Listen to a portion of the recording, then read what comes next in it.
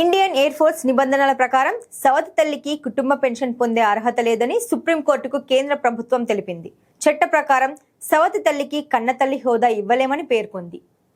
Air man గా పనిచేస్తూ మృతి చెందిన వాయుసేన ఉద్యోగి కుటుంబ సభ్యురాలిగా తాను ప్రత్యేక కుటుంబ పెన్షన్ కు అర్హురాలనంటూ జయశ్రీ వైజోగి అనే మహిళ దాఖలు చేసిన అభ్యర్థనపై స్పందిస్తూ కేంద్రం ఈ వివరణ ఇచ్చింది. జస్టిస్ సూర్యకాంతం, జస్టిస్ ఉజ్జల్ భుయానా, జస్టిస్ ఎన్ కోటేశ్వర్ సింగ్లతో కూడిన ధర్మాసనం ఈ పిటిషన్ను విచారిస్తోంది. హక్కు కలిగిన వారికే పెన్షన్ చెందుతుందని, అది ఉదారంగా అందించే బహుమతి కాదని కేంద్రం స్పష్టం చేసింది. భారత వాయుసేన పెన్షన్ నిబంధనలు 1961 ప్రకారం చట్టబద్ధంగా వివాహం చేసుకున్న భార్య, తండ్రి, తల్లి, చట్టబద్ధమైన కుమారుడు, చట్టబద్ధమైన కుమార్తె మాత్రమే మృతుడి తరపున పెన్షన్ కు అర్హులని కేంద్రం పేర్కొంది.